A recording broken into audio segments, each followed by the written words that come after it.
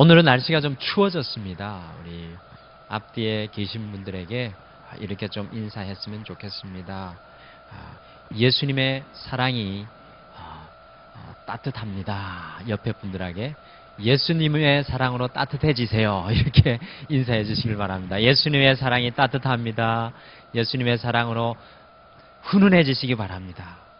네, 제가 신학대학교 시절에 두 친구가 있었습니다. 한 사람은 좋은 사교술과 이 돋보이는 리더십으로 사람들의 주목과 조명을 한 몸에 받는 친구였습니다. 근데 다른 한 친구는 성격이 아주 조용하고 말수가 적었고요. 그저 열심히 묵묵히 공부하며 기도하는 친구였습니다. 다른 사람의 조명과 주목을 받던 그 친구는 학창시절에 아주 유명하여서 친구들뿐만 아니라 선후배들 그리고 여자들 사이에도 아주 인기가 좋았습니다. 그 반면에 이 조용히 기도하고 공부하였던 그 친구는 사람들에게 알려지지 않아서 주목을 받고 조명받는 일이 별로 없었습니다. 그런데 시간이 흘러서 두 친구를 돌아다 보니까요, 이 놀라운 변화가 있었습니다. 학창시절에 그렇게 주목을 받고 조명을 받던 친구는 더 이상 주목받지 못하는 그저 평범한 사람으로 변하여 있었고요. 그러나 그저 조용히 기도하며 공부하였던 그 친구는 지금 많은 사람들에게 조명받고 주목받는 그런 사람이 되어 있었습니다. 다가오는 이 성탄을 앞두고 성탄을 준비하였던 제가 사람들을 이렇게 생각해 보던 차에 예수님의 육신의 아버지였던 요셉에 대해서 다시 보게 되었습니다. 요셉은 이 땅에 성탄을 오게 하기 위해서 준비하였던 가장 중요한 사람 중에 한 사람인데, 많은 사람들, 특히 설교하는 설교자들에게 별로 주목을 받거나 조명을 받지 못하고 있다라는 그런 생각을 하게 되었습니다. 다시 요셉을 살펴보면서 이 요셉을 새롭게 보게 되었고요. 이 땅에 성탄을 가져오기 위해서 중심 역할을 하였던 요셉을 다시 발견하게 되었습니다. 과연 요셉은 이 땅에 성탄을 가져오기 위해서 어떤 일을 하였을까요? 요셉은 이 땅에 성탄을 가져오기 위해서 어떤 일을 하였을까요? 주목받지 못했던 요셉, 조명받지 못했던 그 요셉, 지금도 많은 사람에게 잊혀져 있던 요셉이 과연 이 땅에 성탄을 가져오기 위해서 어떤 일을 하였을까요? 많은 성도님들께서요, 오늘 본문 말씀인 마태복음 1장 18절에서 25절 말씀을 읽으실 때 죄송하지만 별 감흥과 감동 없이 예수님께서 어떻게 태어나게 되셨는지 정보만을 얻으며 읽으시는 것 같습니다. 저는 그 이유가 18절 이 전반부 말씀 때문인 것 같습니다. 많은 성도님들이 오늘 저를 비롯했어요. 저도 그 전에 그랬습니다. 마태복음 1장 18절에서 오늘 25절 말씀을 읽게 되면 예수님이 이렇게 해서 이 땅에 오셨지라는 이런 정보만 얻게 됩니다. 감흥이 별로 없었어요. 그 이유가 뭔가 봤더니만 18절 전반부 말씀 때문인 것 같습니다. 우리 18절 한번 읽어보실까요? 오늘 본문 말씀 18절 말씀입니다. 같이 읽겠습니다. 시작. 예수 그리스도의 나심은 이러하니라. 그의 어머니 마리아가 요셉과 약혼하고 동거하기 전에 성령으로 잉태된 것이 나타났더니, 여러분들 18절 말씀 잘 보세요. 이렇게 말합니다. 전반부에 예수 그리스도의 나심은 이러하니라. 이 한글 성경 자체, 이 말씀 자체가요, 생명력 없이 저희들에게 단순히 예수 그리스도의 나심에 대해서 알려주는 것 같아요. 그냥 예수 그리스도의 나심은 이러하니라. 그래서 제가 다른 영어 성경을 좀 찾아봤습니다. 다른 데는 어떻게 표현하고 있는가? 영어에는 다 각기 다른 성경 버전이 참 많습니다. 그리고 제가 원어도 찾아봤더니만 한 성경 속에 18절 전반절을 이렇게 이야기하고 있는 성경이 있더라고요. 잘 들어보세요. 예수 그리스도의 탄생은 다음과 같은 상황들 속에서 일어났습니다. 다시, 예수 그리스도의 탄생은 다음과 같은 상황들 속에서 일어났습니다. 여러분, 한글 성경은요, 예수 그리스도의 탄생이 아무런 문제 없이 순조롭게 된 것과 같은 뉘앙스를 줍니다. 예수 그리스도의 나심은 이러하니라. 그런데 다른 성경에는 예수 그리스도의 탄생은 다음과 같은 상황들 속에서 일어났습니다 라고 선포하고 있습니다. 여러분들, 예수 그리스도의 탄생은 다음과 같은 상황들 속에서 일어났습니다라고 시작하면 오늘 말씀을 읽고 대하는 이 자세가 달라지게 됩니다. 아니, 예수님께서 태어나실 때 어떤 일이 일어났던 걸까? 도대체 예수님께서 이 땅에 탄생하시기 위해서 어떤 사연이 있었던 걸까? 라는 질문을 가지고 이 말씀을 대하게 됩니다.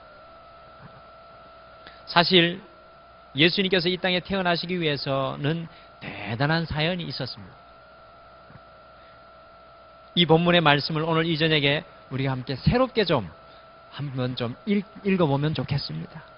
주목받지 못했던 요셉, 조명받지 못했던 요셉을 좀 살펴보면서 어떤 사연이 있었는지 오늘 말씀을 새롭게 좀 읽어보시겠습니다. 여러분, 18절 말씀을 보시면 예수님의 어머니인 마리아는, 이 여인은요, 요셉이라는 남자와 약혼을 하였던 사람이었습니다. 고대 이스라엘의 결혼 절차는 우리나라의 결혼 절차와 약간 다릅니다. 여러분들 그걸 잘 아셔야 돼요. 고대 이스라엘의 결혼은 오늘 성경 말씀이 말하는 이 약혼이라는 게 고대 이스라엘의 결혼과 우리의 느낌하고 틀립니다. 사실 고대 이스라엘의 결혼은 오늘 약혼이라고 했는데 정혼이라고 해야 맞습니다. 여러분들, 정혼은 무엇입니까? 이 마리아가 요셉의 정혼자입니다. 정혼은 무엇일까요? 정혼은 결혼할 남녀가 결혼을 약속하는 겁니다. 이거는 똑같습니다. 그런데 주로 결혼하기 1년 전에 정혼하게 됩니다. 그런데 이 정혼은 우리나라의 약혼과 틀린 것은 이 정혼이 우리나라 약혼과 틀린 것은 정혼하게 되면 법적으로 이미 결혼한 상태를 말하는 것이었습니다. 자, 오늘 마리아가 요셉에게 약혼하였다. 이 말은 정혼하였다는 말인데, 오늘 마리아가 요셉에게 정혼된 사람이라고 하는 것은 이미 법적으로 결혼한 상태를 말하는 것입니다. 1년 동안 정혼의 시간을 보내는데 이때 결혼할 남녀는 함께 살지는 않습니다만 이미 법적으로 결혼한 사람들입니다. 결혼한 남녀와 똑같은 효력을 가지고 있습니다. 이미 남편과 아내입니다. 오늘 성경 말씀에도 이미 남편과 아내로 불려지고 있습니다. 그러니 우리나라처럼 약혼하였다가 파혼할 수 있는 것이 아니라 특별한 문제가 없으면 그냥 약 1년 후에 결혼하게 되는 것이 자연적인 이치입니다. 법적으로 이미 결혼한 부부와 같습니다. 요셉과 마리아가 약혼하였다는 말은 바로 이 말입니다. 정혼하였다는 말입니다. 법적으로 이미 부부라는 것입니다. 다만 18절의 말씀처럼 같이 살지만은 않는다는 것입니다. 이 1년 동안 이 결혼할 남녀는 신혼집을 준비합니다. 거기다가 채우고 준비합니다. 그런데요, 18절의 말씀에 보니까 이 정혼 기간에 요셉의 정혼녀 마리아가 잉태한 것이 드러났습니다. 여러분들, 결혼할 남자가 자기와 정혼한 여자가 잉태한 것을 확인할 수 있는 때라면 얼마쯤 지났을 때 있을 것 같습니까? 마리아는 아주 젊은 처녀니까 마리아가 표시가 나기 시작한 때는 언제쯤 됐을 때였을까요? 저보다 더 잘 아실 텐데 6개월쯤 지나면 숨기고 싶어도 못 숨기잖아요. 아마 제 생각에는 한 임신 6개월 이상 되지 않았나 생각합니다. 요셉은 자신의 정혼한 아내, 법적으로는 이미 자신의 아내인 마리아가 같이 살지도 않았는데 임신한 것을 발견하게 되었습니다. 이것을 한 요셉이 어떻게 하려고 하고 있습니까? 19절을 같이 읽으시겠습니다. 19절 같이 읽겠습니다. 시작. 그의 남편 요셉은 의로운 사람이라 그를 드러내지 아니하고 가만히 끊고자 하여. 여러분들, 요셉은 마리아가 임신한 사실을 알고 법적으로 이미 결혼한 상태가 되어 있는 자신의 아내 마리아와 이혼하려고 하고 있습니다. 오늘 우리가 19절 이 말씀을 아무런 묵상과 생각 없이 읽게 되면요, 요셉이 아무런 마음의 갈등 없이, 아무런 마음의 아픔 없이 마리아와 이혼하려고 한다라고 생각할 수 있습니다. 요셉의 마음을 전혀 느낄 수가 없지요. 근데 20절 전반절을 좀 보십시오. 20절 앞부분을 좀 보십시오. 거기에 보면 이런 표현이 있습니다. 이 일을 생각할 때, 20절 앞부분에 이 일을 생각할 때 누가 생각합니까? 바로 요셉이 마리아가 임신한 것을 생각하였다는 것입니다. 우리나라 말로 생각하였다고 하니까 별 고심 없이 생각하고 있는 것으로 보입니다. 그러나 원어 성경에는 그냥 생각한 것이 아니라 깊이 생각하였다고 말씀합니다. 심사숙고하고 있었다라고 말씀하고 있습니다. 마치 소가 대책임질을 하듯이 자신의 정원한 아내 마리아가 임신한 사실을 두고 어떻게 할 것인지 고민하고 또 고민하였다는 것입니다. 우리가 오늘 말씀 18절, 19절, 20절을 읽으실 때 말씀 속에 구체적으로 드러나고 있지는 않지만 요셉의 고통을 우리가 느낄 수가 있어야 합니다. 요셉은 자신의 아내가 아직 신혼살림을 차리지도 아니하였는데 임신하였습니다. 얼마나 그 마음이 아프고 고통스러웠겠습니까? 여러분들 이 부분을 읽고 이렇게 느껴보신 분들이 계십니까? 여자분들이라고 그게 안 느껴진다고요? 여러분들 우리는 오늘 이 성경을 읽으면서 요셉의 이 마음을 느낄 수 있어야 합니다. 얼마나 큰 분노와 원망이 그 마음속에서 일어났겠습니까? 요셉의 마음 속에서. 19절 말씀해 보시면 요셉은 의로운 사람이라 마리아가 임신한 사실을 드러내지 않고 가만히 이혼하려고 합니다. 왜 가만히 비밀리에 이혼하려 했을까요? 마리아가 정혼한 사이에 임신하였다는 사실이 드러나면 마리아가 간음한 것이 되기 때문에 2000년 전에 유대인의 법에는 마리아가 돌에 맞아 죽을 수밖에 없는 상황에 처하게 되었습니다. 죽지 않는다면 평생 간음한 여인이라는 낙인을 찍고 살아갈 수밖에 없기 때문에 그랬습니다. 오늘 말씀은 요셉을 의로운 사람이라고 표현하고 있습니다. 요셉의 하나님 앞에서의 모습입니다. 다윗의 혈통을 가진 이 요셉은 하나님 앞에서 의로운 사람입니다. 그러니 마리아가 임신한 사실을 드러내고 싶어 하지 않습니다. 그러나 그녀를 자신의 아내로 받아들일 수는 없었습니다. 또한 저는 요셉이 이 사실을 드러내지 않으려고 한 것에는 또 다른 이유가 있지 않았나 생각합니다. 그 이유가 무엇이었을까요? 요셉은 마리아를 정말로 깊이 사랑했던 것 같습니다. 요셉은 마리아를 참 깊이 사랑했던 것 같습니다. 2000년 전에 평범한 남자라면요, 자신의 정혼한 여인이 배신을 하고 다른 남자의 아이를 뵌 것을 발견하면 당장 고발하였을 것입니다. 여러분들 그러한 증거들이 나오지요. 요 근래 아프가니스탄에서도 인도에서도 그렇죠.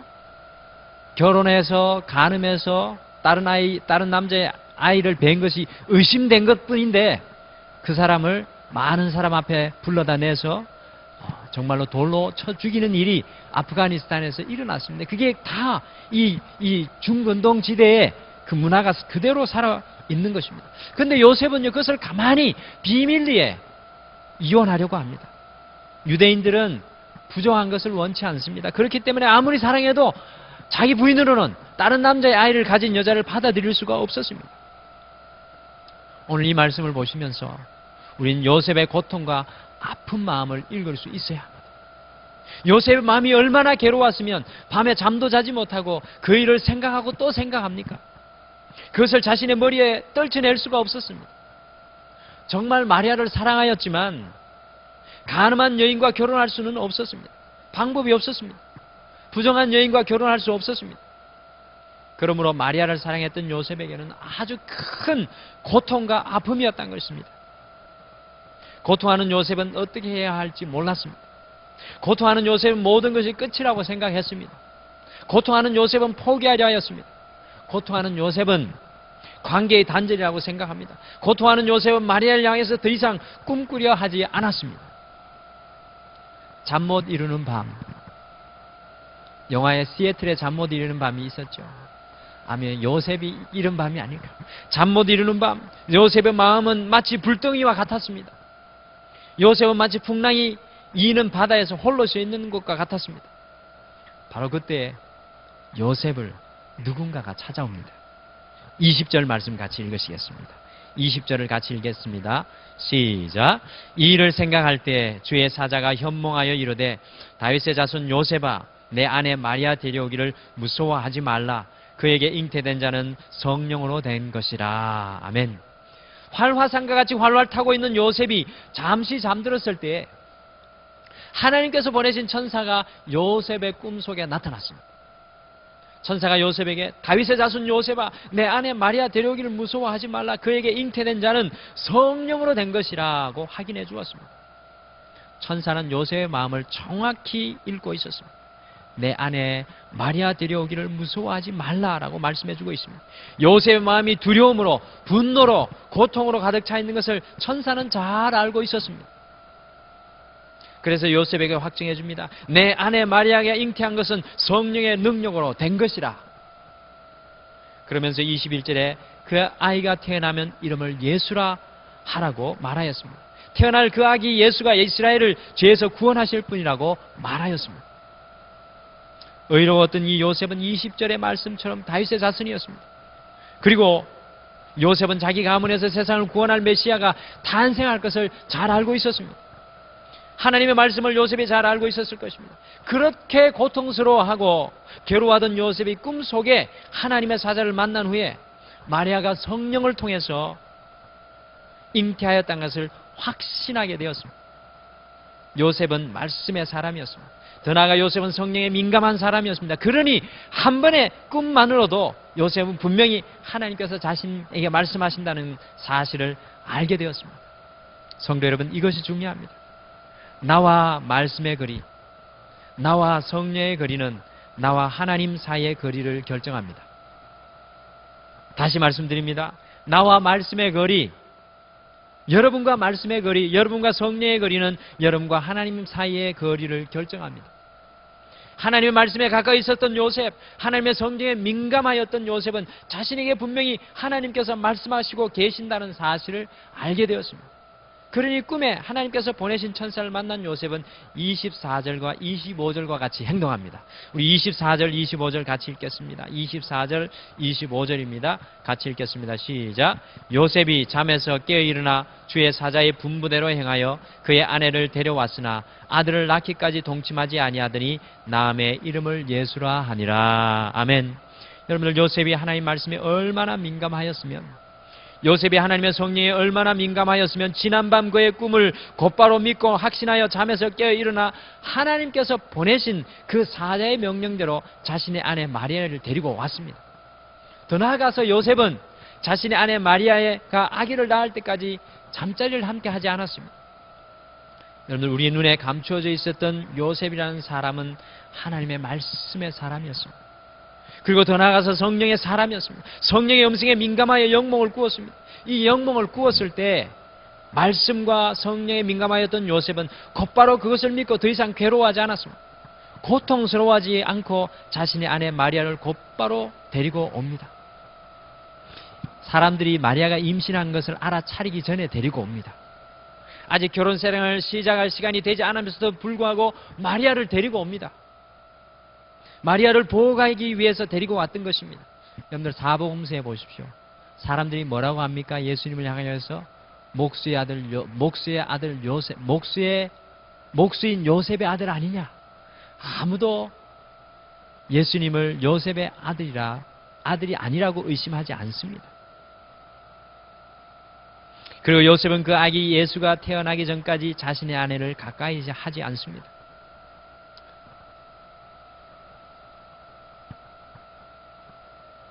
제가요, 한국에 있는 목사님들 설교를 쭉 찾아봤더니만 이렇게 설교하는 목사님들이 없더라고요.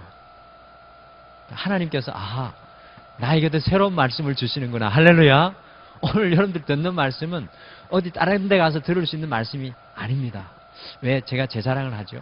성령님께서 열어주신 겁니다.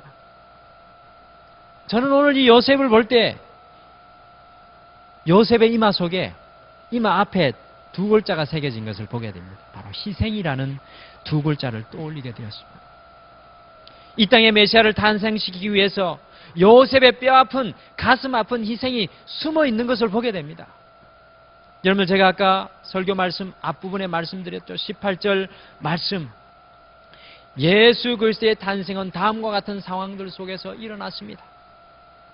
여러분들, 예수 그리스도의 탄생은 요셉의 희생에 의해서 탄생되었습니다. 이 땅에 메시아를 탄생시키기 위해서 요셉의 뼈아픈, 가슴 아픈 희생이 숨어 있는 것을 보게 됩니다. 이 땅에 메시아를 탄생하도록 도운 요셉의 희생이 없었더라면 여러분들 어떻게 되었을까요? 당연히 하나님께서는 당신의 방법대로, 당신의 뜻대로 이루어내셨겠지만 요셉은 자신의 고통의 희생으로, 고통의 아픔으로 메시아가 이 땅에 임하게 하였습니다. 저는 오늘 이 메시아의 탄생을 성취한 사람 요셉을 통해서 성탄을 준비하는 자세를 배우게 됩니다. 우리가 성탄절 앞에 서 있는데 오늘 이 희생을 통해서 메시아의 탄생을 성취한 사람 이 요셉을 통해서 성탄을 준비하는 자세를 배우게 됩니다.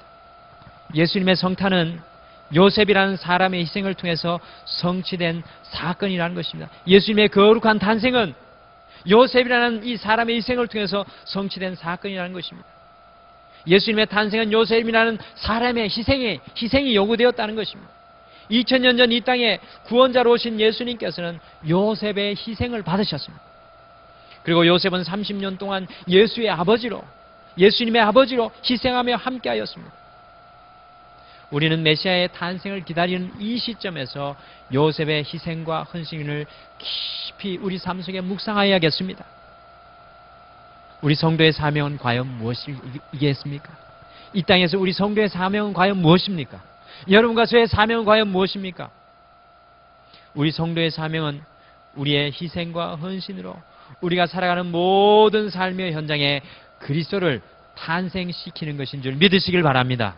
다시 한 번 더, 우리 성도의 사명은 우리의 희생과 헌신으로 우리가 살아가는 모든 삶의 현장에 그리스도를 탄생시키는 것입니다. 우리의 헌신과 희생으로 그리스도가 우리의 삶의 현장에 태어나야 하는 것입니다. 여러분들 아시겠습니까? 이 귀한 진리를 우리의 불신의 가정 속에 마치 요셉과 같은 우리의 헌신과 희생으로 그리스도가 잉태하여야 된다는 것입니다. 이 크리스마스 앞에 서서 우리가 요셉을 보면서 깨닫는 것이 바로 이겁니다. 우리의 기도의 헌신과 희생으로, 우리의 사랑의 헌신과 희생으로, 우리의 겸손과 희생으로 우리 가정 속에 그리스도가 잉태하기를 소원합니다. 우리 자녀들 속에 우리의 희생과 헌신으로 그리스도가 잉태하기를 소원합니다. 이 등마루 교회 속에 우리의 헌신과 희생으로 그리스도가 잉태하기를 소원합니다. 우리의 직장과 사업 속에 우리의 헌신과 희생으로 그리스도가 잉태되기를 소원합니다.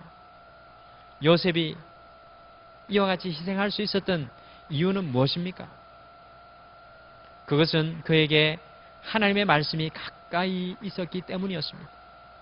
여러분들, 하나님의 로고스의 말씀, 제가 계속해서 로고스와 레마를 말씀드립니다. 하나님의 쓰여진 말씀, 하나님의 기록된 말씀, 그것이 이 요셉에게 가까이 있었습니다. 또한 요셉이 이와 같이 희생할 수 있었던 이유는 요셉은 성령에 민감한 사람이었기 때문에 그렇습니다. 로고스의 말씀에 성령님이 함께 하시니, 기록된 하나님의 말씀이, 들려지는 하나님의 말씀이 성령님이 함께 하시니 그 로고스의 말씀이 레마의 말씀, 레마의 말씀은 살아있는 말씀입니다. 우리의 가슴을 찌르는 말씀입니다. 우리의 삶을 이끌어가는 말씀입니다. 그 로고스의 말씀이 성령님이 함께 하시니 레마의 말씀, 곧 살아있는 말씀으로 생명의 말씀이 되어 요셉을 이끌어가게 되었다는 것입니다. 그러니 요셉은 더 이상 고통스러워하지 않습니다. 괴로워하지 않습니다.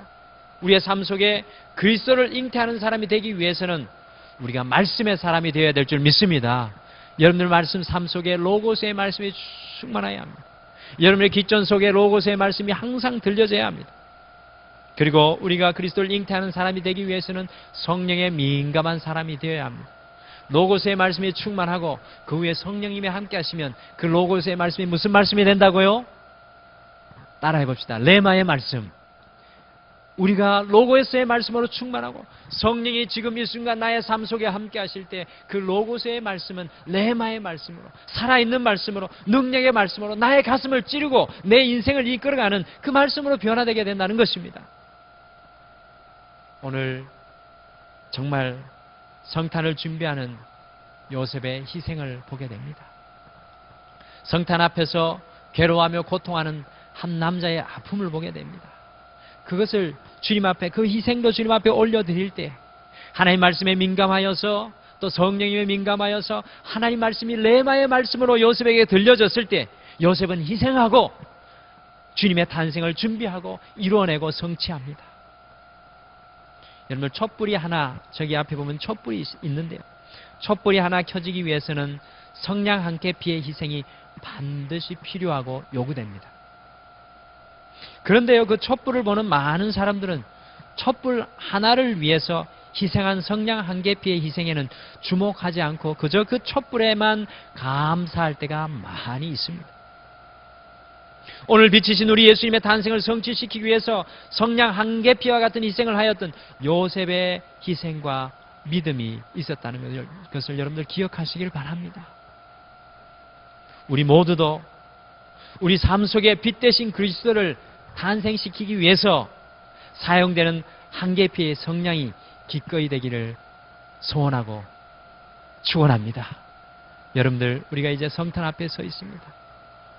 이 성탄은 2000년 전에 일어난 사건이 아닙니다.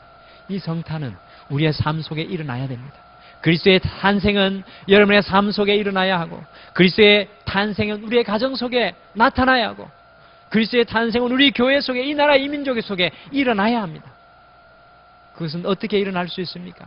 바로 주님 앞에 붙들린 한 사람, 아픔과 고통과 어려움 가운데 있으면서도 주님, 나의 희생을 주님 앞에 올려드립니다. 제가 주님의 초를 켜는, 주님의 빛을 켜는 하나의 성냥 한 계피가 되겠습니다라고 헌신하는 주의 종들이 있을 때에 그 종들의 삶 속에, 가정 속에, 교회 속에 그리스도의 탄생이 나타나고 이루어질 줄 믿습니다. 저는 우리 덕마루 교회, 우리 덕마루의 모든 가정 속에, 우리 덕마루의 모든 성도님들의 삶 속에 그리스도의 탄생이 이루어지기를 소원합니다. 여러분을 말씀을 가까이 하시고 성령에 민감한 사람 되셔서 여러분의 희생과 헌신을 통하여 하나님의 탄생을 준비하는 주의 종들 되기를 간절히 축원합니다. 우리 찬송 하나 하실까요? 같이. 우리 찬송가 오늘 같이 찬송하시겠습니다.